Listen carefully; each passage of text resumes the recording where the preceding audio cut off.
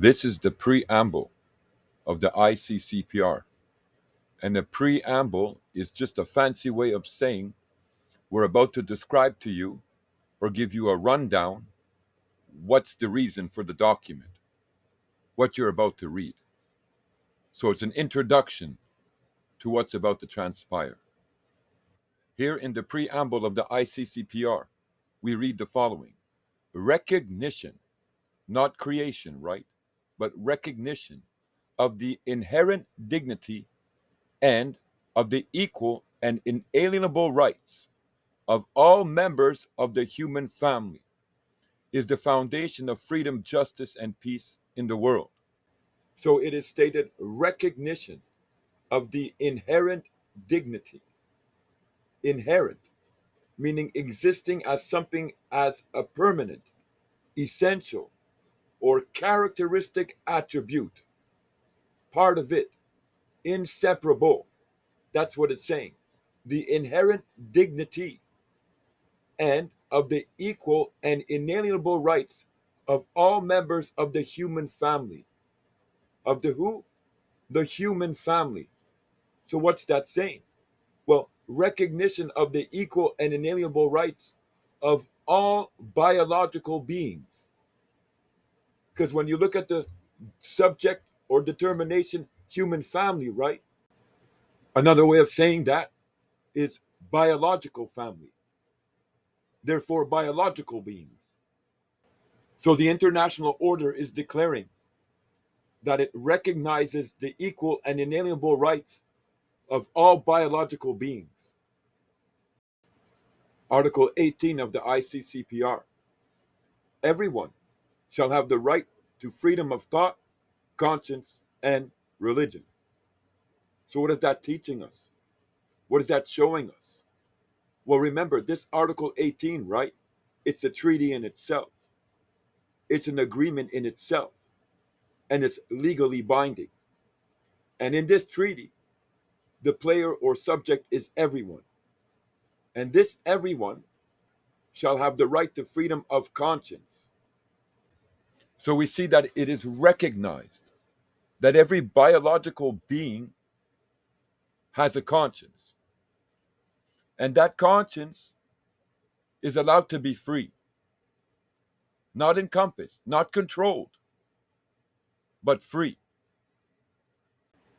And this freedom of conscience, through recognition of your conscience, is an obligation upon the state parties, is an obligation upon the governments. They are not to interfere with your conscience. So the international order is recognizing, not creating, but recognizing that biological beings, human beings, are endowed with a conscience. They exist with a conscience. And that conscience is allowed to be free and must be free.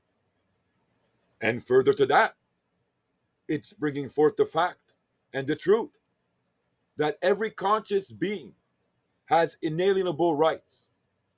And those inalienable rights must be legally respected by any authority on earth, by any claim of authority on earth. You claim to be an authority, a government authority, a religious authority, then you have an obligation to respect inalienable rights. End of story. You have an obligation to respect the operations of peremptory norms on earth. That means none of your laws, none of your doctrines, none of your authority positions can come against a peremptory norm, can place a limitation or abridgment upon a peremptory norm. And if it is doing so, then its authority is illegal. And it doesn't matter where you claim that authority comes from. It's a violation of the conscious being. That's what it is.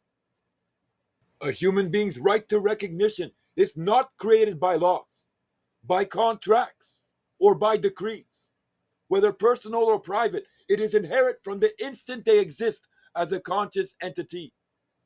That's the truth. That's the operation of law. That's the reality. institutional recognition, like birth certificates, ID cards, statutory definitions, is merely a shadow of the real thing, because true recognition exists regardless of whether the state records it. No registry can erase or overwrite this origin point, your conscious being.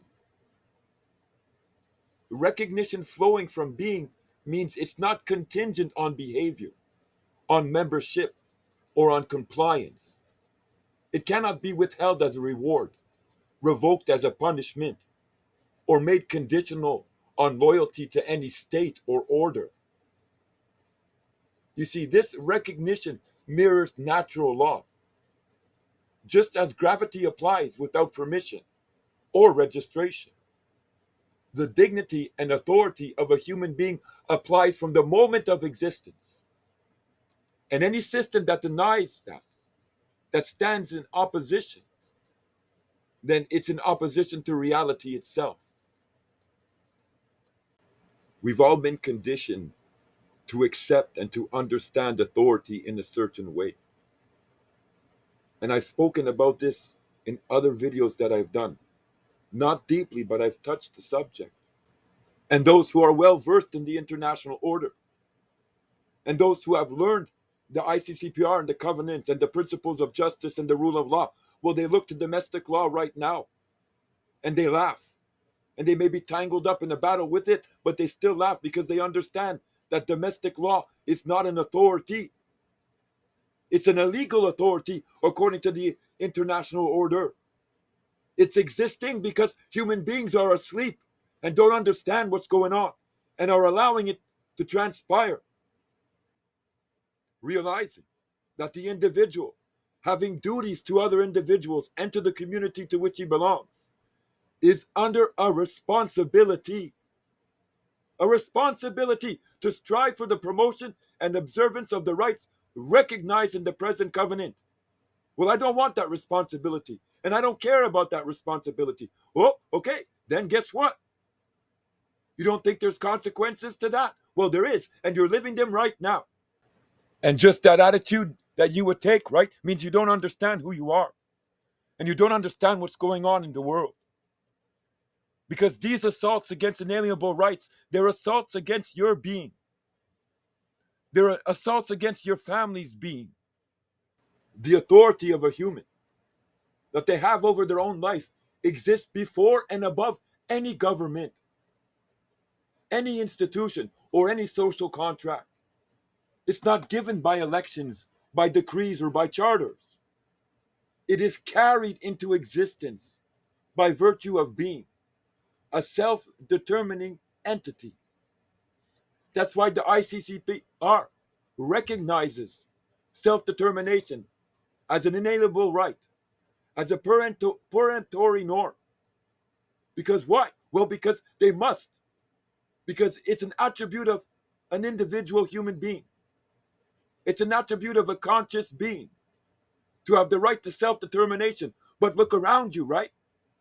The government has done nothing but what? Attacked your self-determination and told you you cannot operate your self-determination. But according to the international order and according to the highest legal order on earth, that determination that they're declaring is illegal. They have no right to interfere with your self-determination as long as you harm no one else. No external power can grant what already exists by nature. What do you mean, what already exists by nature? Well, because you are a being, a conscious being, it's recognized that you have the right to self-determination. And the government system is going to come along and tell you, oh, no, you don't have the right to self-determination. Oh, no, you don't. And because what? Well, because you're not striving for the recognition and you're not striving for observance and promotion of human rights. You have no idea what human rights are. You have no idea what your inalienable rights are, what your rights are as a conscious being. So when they tell you, give up your self-determination, you say, oh, they're legally right and I'm wrong. But they're not. They're illegally acting. They're acting against peremptory norms. They're acting against the international order. They're acting against your being. They're violating you. That's what they're doing. When a state issues a license, registration, or permit, it's not confirming human authority. It's only regulating or restricting the expression of it. That's what it is. All those permits, all those registrations, all those licenses that you have, that you carry with you, right? That's an expression of them limiting and regulating and restricting your free being, your conscious being. Such mechanisms are subordinate to the original source, to you. You have the right to decide who you will unite with, who you will gather with, or who you will part ways with, without external coercion or imposed membership. You have the liberty to speak, to write, to create, and to believe, according to your conscience, free from imposed narratives or ideological conformity.